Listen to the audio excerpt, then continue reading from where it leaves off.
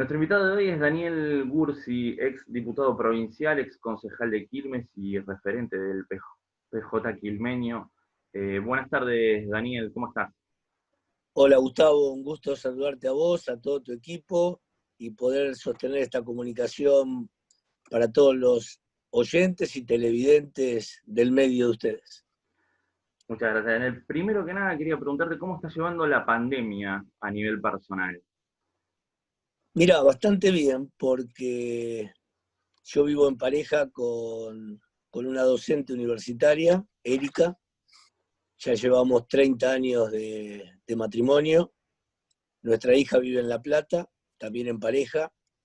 Así que con un buen vínculo familiar, tratando de asistir a algunos vecinos de mi edificio que son mayores de 80 años de edad y que están viviendo solos, con mucha comunicación con mis hermanos, con mi madre, con mi suegra, tratando de estar al menos comunicados diariamente y con alguna ayuda circunstancial que en algún momento hace falta con alguno de ellos, pero mucha comunicación con la familia, los amigos y obviamente mucha tarea con la agrupación política, porque nuestra agrupación está sumada a todos los operativos detectar y todas las actividades territoriales, y como yo no participo en ese tipo de actividades, porque permanecí casi toda la cuarentena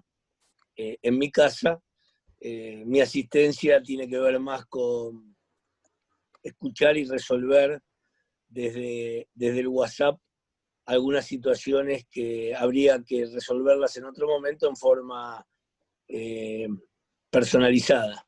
Pero sintetizándolo, como nos gusta en casa mucho la lectura, el cine, la televisión, eh, la pasamos mal porque nos preocupa lo que pasa afuera, lo que pasa en el mundo en general y lo que pasa en América Latina con esta pandemia, pero si no existiera el virus como está actuando, te diría que estamos felices. No podemos estar felices porque vemos el drama cotidiano que viven millones de seres humanos con esta pandemia.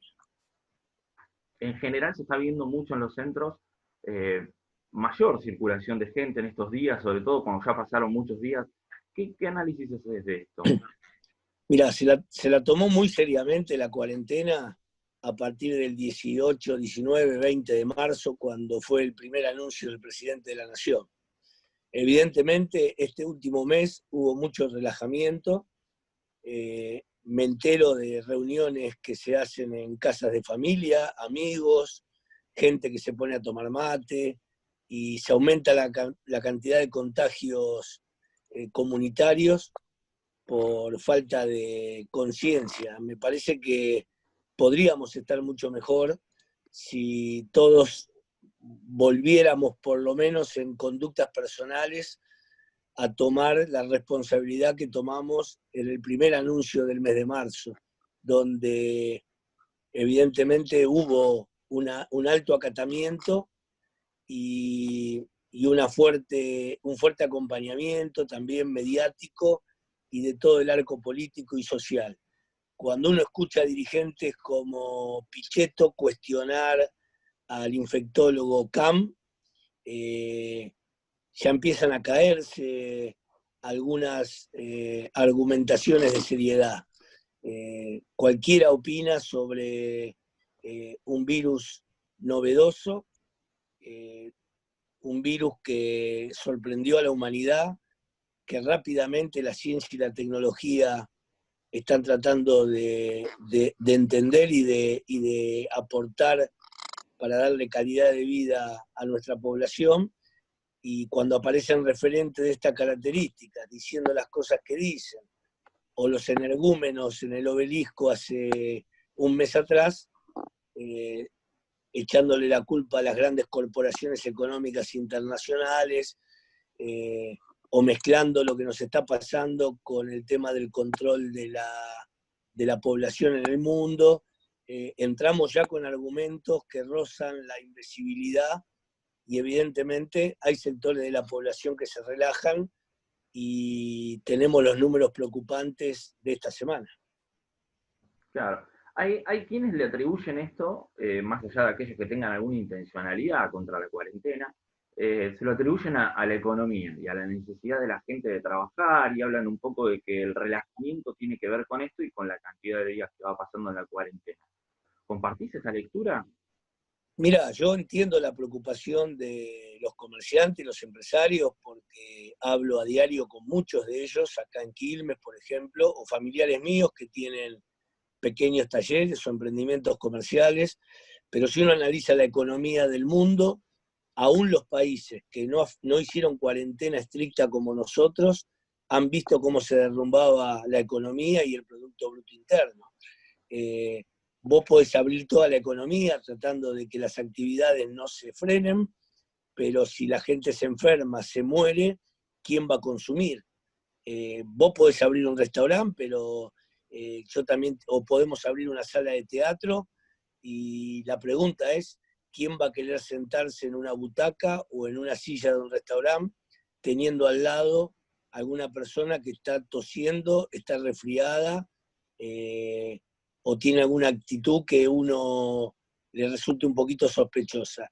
Evidentemente, aquellos que ponen la excusa de la economía es porque les preocupó el alto acatamiento de los primeros 2 meses de cuarentena y el alto respaldo obtenido por el presidente de la Nación, incluso con intendentes y gobernadores de la oposición.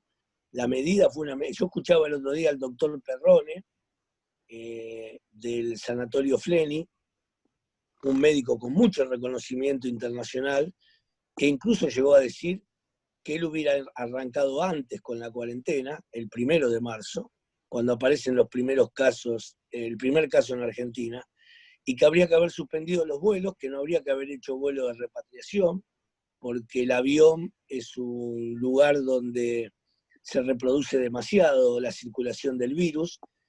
Sin embargo, el gobierno argentino hizo un gran esfuerzo para repatriar más de 20.000 compatriotas.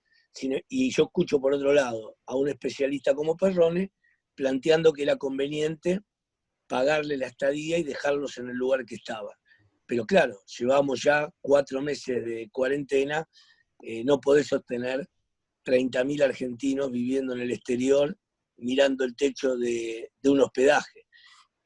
Pero evidentemente la decisión de la cuarentena es una decisión muy valiente de nuestro presidente, donde asume muchos costos, y uno de los costos está dado en la matriz económica, pero bueno, tenemos grandes expectativas porque la Argentina ya ha sabido recuperarse de otras crisis, tenemos grandes expectativas, como está saliendo la Unión Europea, seguramente podrá salir América Latina, lo que no hay que aceptar en una salida de una crisis de esta característica son recetas ortodoxas. Hoy ya ni el Fondo Monetario está recomendando una salida ortodoxa de la crisis. Evidentemente va a haber que tener un rol muy fuerte del Estado, una gran capacidad de inversión en obra pública, tratando de motorizar la economía. Está circulando hace 24 horas una noticia muy importante respecto a la utilización de fondos de argentinos que están depositados en el exterior y que va a haber una facilidad para utilizarlos en planes de vivienda. Un gran plan de vivienda en la Argentina va a movilizar mucha mano de obra y va a recuperar la economía rápidamente. Eso era la siguiente pregunta, porque está claro que la crisis económica es mundial, que es generada por la pandemia y que esto se vive en todo el globo. Y la gente siente en este momento que está la economía en pausa, que estamos en un túnel, entonces la pregunta era, ¿dónde termina este túnel? Bueno, pero la misma pregunta se hacían nuestros padres o nuestros abuelos cuando terminaron las 2 guerras mundiales, la primera y la segunda en Europa, donde países como Italia quedaron prácticamente devastados. Sin embargo, existieron planes económicos y existieron medidas rápidas por parte de los gobiernos en aquel momento que permitieron levantarse y reconstruir. Acá hay que hacer una tarea de levantarse y reconstruir. Y evidentemente la obra pública tiene mucho que ver en esto, porque motoriza la actividad pública y la actividad privada. El pueblo argentino es un pueblo que si tiene, fue demostrado con el plan Ahora 12, en el último tramo del gobierno de Cristina. El pueblo argentino, cuando tiene poder adquisitivo, cambia el auto, compra la moto, se quiere ir unos días a la costa atlántica, compra ropa, compra comida, sale al teatro, sale al cine. Es más, una de las autocríticas que nos hicimos luego de la derrota del 2015 era que nosotros tendríamos que haber impulsado el ahorro y no el consumo. Pero el consumo en aquel momento fue parte del motor de la economía. El mundo tuvo una gran crisis económica en el 2009 y Argentina la pasó de largo y seguimos creciendo a un ritmo ininterrumpido, por lo menos hasta el 2012. En el 2012 encontramos una meseta. Se sostuvo el consumo, pero no se generaba tanto empleo como antes y no crecía el Producto Bruto Interno. Hay otros elementos para analizar lo que nos ocurrió económicamente entre el 12 y el 15. Pero evidentemente vuelve a ser ahora, luego de la pandemia, y aún en este tramo ya de la cuarentena, la obra pública, uno de los motores del desarrollo económico argentino. Claro. Daniel, hace poco, muy poco, lo nombraron director de la CUMAR, de la Autoridad de la Cuenca Matanza-Riachuelo, como representante del Poder Ejecutivo, más específicamente del Ministerio de Obras Públicas. Mi pregunta, primero, para la gente que no lo conoce, ¿qué es el ACUMAR? El ACUMAR es la Autoridad de la Cuenca Matanza-Riachuelo. La Cuenca Matanza-Riachuelo es una cuenca de aproximadamente 60 kilómetros de largo, que es el río Matanza, que termina en la desembocadura en la boca como riachuelo, pero es la confluencia de muchos arroyos, desde San Vicente, Merlo, Cañuelas, que van confluyendo en esa cuenca hídrica para conformar luego lo que es el río propiamente dicho. En el año 2006 hubo un fallo de la justicia a raíz de denuncias por contaminación llevada adelante por una gran cantidad de vecinos aledaños a la cuenca, y el gobierno de Néstor Kirchner decidió crear un organismo autónomo y autárquico para sanear no solo las aguas del riachuelo o el lecho del riachuelo, sino sanear todo el ambiente. Y a partir de esa fecha se constituyó un organismo que articula con los distintos ministerios nacionales, provinciales y de la Ciudad Autónoma de Buenos Aires.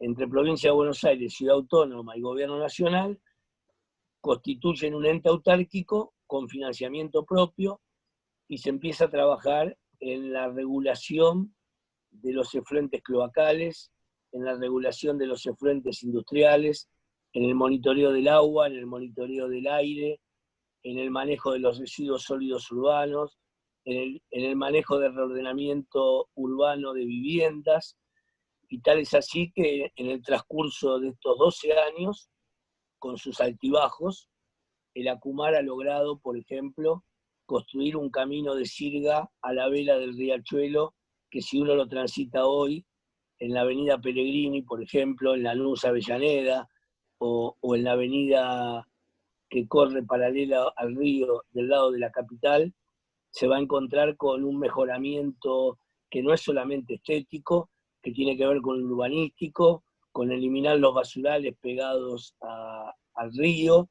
Se está trabajando fuertemente en construir un parque industrial del cuero en Lanús, donde se concentran la mayor cantidad de curtiembres que históricamente vuelcan los efluentes al río, llevando determinados elementos contaminantes. Este parque industrial contempla una planta de tratamiento de los efluentes. Se está trabajando también en el traslado del mercado de Liniers a la localidad de Cañuelas para poder sanear también la zona aledaña al mercado de carne vacuna en Liniers. hay una serie de medidas que la ACUMAR lleva adelante para bajar los niveles de contaminación y para dar mayor calidad de vida a la población de 14 municipios que abarca la cuenca. Aproximadamente habita en esa cuenca 6 millones de habitantes. Y es como vos decías, sí, el decreto salió hace 10 días y ahora el lunes 3 tenemos la primera reunión de directorio para convalidar o corregir las acciones que llevó adelante el presidente del organismo, que es Martín Sabatella, que asumió en los primeros días de enero del año en curso. Claro. Yo escucho saneamiento del riachuelo y lo primero que me viene a la mente es María Julia del Sogaray y sus días. Bueno, esa fue una etapa nefasta donde se buscaba el sensacionalismo en la tapa de los diarios. Y no solamente la podemos recordar a ella, sino que hubo otros funcionarios en el gobierno de la Rúa, por ejemplo, que también hacían declaraciones altisonantes. La realidad es que estamos hablando de una cuenca que funciona junto con la ciudadanía en el crecimiento y el desarrollo de Capital Federal y Gran Buenos Aires desde la época de la independencia, allá por 1810. Y estamos hablando de una región que fue aumentando la población de manera exponencial, fundamentalmente después de la década del 40, del siglo XX. Entonces, hay que tomar esto con mucha seriedad. Yo lo que pude ver en este tiempo, interiorizarme, fue de los avances y de los retrocesos que tuvo la acción de la ACUMAR entre 2008, que fue creado, y el 2020 en la actualidad. 12 años de funcionamiento. Hay mucha actividad con audiencias públicas, hay mucha actividad con mesas territoriales en cada municipio. Si ustedes me preguntan a mí si el grado de avance fue el pretendido en aquel momento con el fallo judicial, tengo que decir que no. Pero si vos me preguntás si la situación es igual ahora que en el 2008, no. La situación ahora es mejor que en el 2008. Se pudo trabajar con muchas industrias para reducir el impacto ambiental, se pudo trabajar en algunas soluciones habitacionales, como les decía anteriormente, en el camino de Sirga y en el ordenamiento de los basurales. Se trabaja mucho en los arroyos que luego vierten sus aguas en el Matanza-Riachuelo. Entonces, no es lo mismo ver el río Matanza-Riachuelo en el Puente La Noria que ir a ver un arroyo dentro de Loma de Zamora, San Vicente o Merlo. Claro, desde el origen, tal cual. Exactamente. Sí. Y yo, en este sentido, ella era chico y ya escuchaba hablar del saneamiento y de lo que se iba a hacer y siempre declaraciones grandilocuentes, como dice. No, Pero, bueno, por ejemplo, yo podría mencionarte la creación puesta en valor y funcionamiento de un hospital de alta complejidad en la localidad de Cañuelas, construido por el ACUMAR en la época que el titular fue el doctor Musi, y eso le da una gran solución a Cañuelas, a una parte del fondo de Seiza, y a Virrey del Pino y la zona lindera de La Matanza con Cañuelas, allá en el fondo de la Ruta 3. Una gran necesidad para la zona de Acumar, tener un hospital de alta complejidad que pueda descentralizar servicios de salud que solamente se prestaban en la Ciudad Autónoma de Buenos Aires. Y lo otro interesante, lo que se está llevando adelante ahora, que es un viejo sueño de Lanús Avellaneda, que es el Parque Industrial del Cuero. La curtiembre es una actividad histórica de la Argentina, acordémonos de los saladeros de Juan Manuel de Rosas. Las curtiembres actuales siguen siendo curtiembres con alto poder contaminante, no solo para el trabajador de la propia curtiembre, sino para los vecinos que son linderos con esta actividad industrial. ¿La solución cuál es? ¿Suspender la actividad? No. La solución es darle a la actividad un manejo de todos sus productos químicos de manera tal de que sea una actividad rentable para el empresario y que sea saludable para el medio ambiente. Tal cual. Daniel, le quería preguntar, ¿es muy pronto para hablar de las elecciones del año que viene? Y yo creo que sí, porque metidos en esta pandemia, pensar un proceso electoral es bastante complicado. Montevideo tuvo que postergar la elección de intendente para el 27 de septiembre, producto de la pandemia.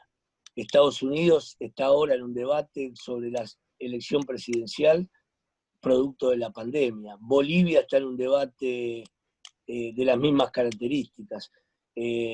La verdad que no está en la agenda de la población discutir la legislativa del 2021. Primero hay que salir de esta situación y yo personalmente creo que el manejo con seriedad que le ha dado nuestro presidente y el comité de científicos al tema de la pandemia nos abre un horizonte que para la primavera podríamos haber pasado lo que se llama el pico de contagios. Con el cambio de clima también ahuyentamos otro tipo de enfermedades respiratorias, como la gripe, por ejemplo, o la neumonía, lo cual hace bajar también el nivel de problemática en los hospitales públicos y en los sanatorios privados, y los avances científicos de investigación seguramente nos llevarán en un futuro muy cercano a la posibilidad de contar con una vacuna. Seguramente.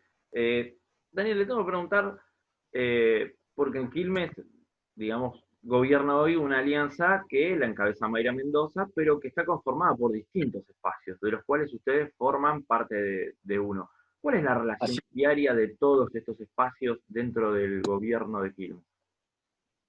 mira, la relación de cuando uno junta muchos espacios, siempre surgen diferentes miradas sobre algunos temas, pero a la hora de gobernar siempre tiene que haber una conducción, y a la hora de las diferencias, quien tiene la última palabra es quien gobierna.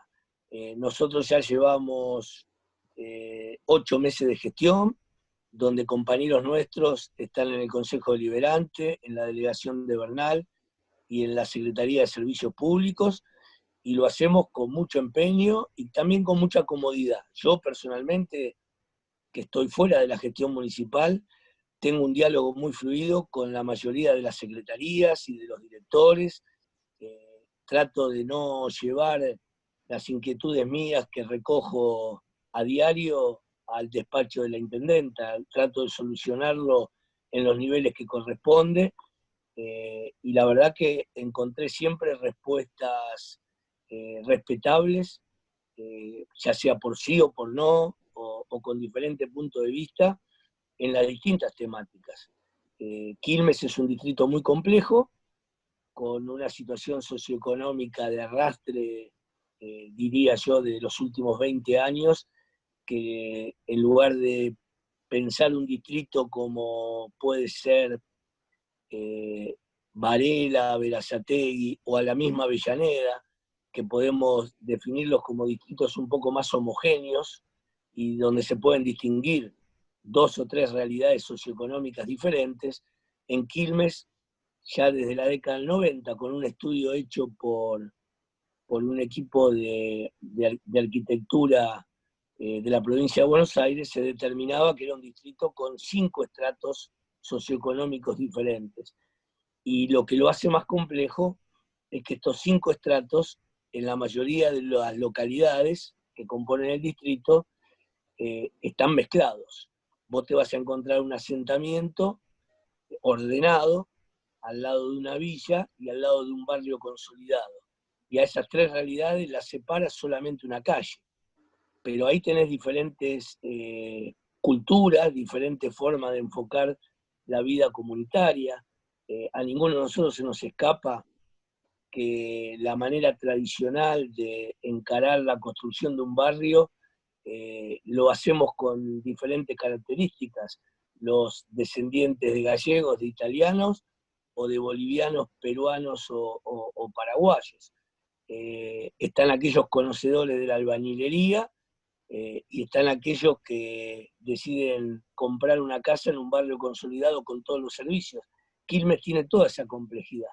Y a la hora de gobernar, quien lleva adelante las riendas de la municipalidad tiene que entender esas complejidades y tiene que tener un equipo multidisciplinario para tratar de estar en todos los frentes de trabajo.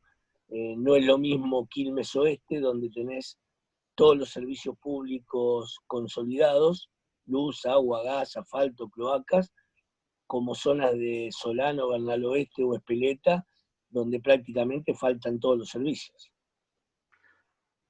Sí, lo escuchaba a Sergio Berni hace unos días hablar de que hoy en materia de seguridad está ocurriendo que se están realizando detenciones de gente que no se dedicaba a esto, que no tiene antecedentes, como quienes estuvieran incursionando, por así decirlo, en la delincuencia. Y en estos últimos días, además, hablar de un panorama futuro desalentador en materia de seguridad por la crisis y por la situación que estamos viviendo. ¿Cómo se afronta esto? Yo coincido con la mirada de Sergio Berni cuando plantea que este es un problema endémico de la provincia de la Argentina, pero de la provincia de Buenos Aires en particular. Es algo con lo cual venimos conviviendo desde hace muchos años. Tenemos hacinamiento en las cárceles, tenemos problemas en las comisarías, hemos probado distintas fórmulas, policía comunal, comando de patrullas. Evidentemente todavía no apareció una forma de ordenamiento comunitario para tratar de resolver este tema. Es cierto que el delito avanzó en estos últimos meses con esta modalidad de delincuentes que no son experimentados y que evidentemente están llegando al delito por una situación de desesperación. El otro día lo que tuvimos que vivir con la situación del jubilado y el chico fusilado en la vereda es una situación lamentable para los dos. Que un jubilado se tenga que convertir en asesino en la calle de un chico y que el chico se tenga que convertir en delincuente. Creo que ninguno de los dos soñó con un destino de esta característica para su vida. Evidentemente, acá hay una falla de la población y hay una falla de la economía que no le permite dar calidad de vida a ambos. Hoy la solución no está a la vuelta de la esquina, la tendremos que encontrar entre todos. Yo lo que te puedo mencionar es el esfuerzo que se está haciendo desde el gobierno municipal en el mejoramiento del sistema de las cámaras de vigilancia y la incorporación de más cámaras, en el control comunitario junto con la policía. Hubo que hacer cambios en las cúpulas, hubo hechos que motivaron que Mayra Mendoza no estuviera conforme con algunos de los desempeños, pero no hay que bajar los brazos, el Estado tiene que estar presente. Es muy duro para un comerciante perder todas sus pertenencias en una sola noche porque le vaciaron el negocio, pero también es muy dura la situación de muchos quilmeños que no tienen para comer. Yo saludé fervientemente la primera decisión de Mayra al principio de la cuarentena, cuando vino el ejército a Quilmes, al estadio de fútbol, a preparar las viandas y a salir a repartir comida por los barrios. Lo primero que tenemos que pensar es que aquella persona que vio cortada su posibilidad de hacer una changa, o de salir a cuidar coches, o de salir a cortar un pasto en una vivienda, no tenga que delinquir para comer.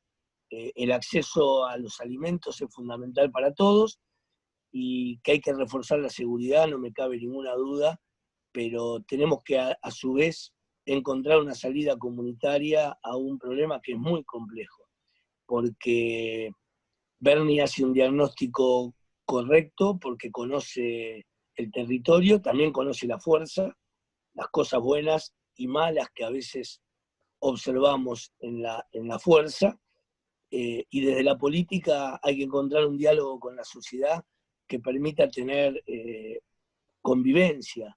yo no me imagino una sociedad como la que planteaba Patricia Bullrich, donde cada ciudadano tengamos que llevar un arma para defendernos nosotros mismos. Yo no estoy de acuerdo. El uso de armas es para profesionales, el uso de armas es para personas que están en condiciones psíquicas para poder utilizarlas si fuera necesario. Lo del jubilado el otro día demostró que el arma puede servir para su defensa dentro de la casa, pero cuando sale a la calle, en una situación de desesperación que todos entendemos, cualquiera de nosotros puede hacer un desastre.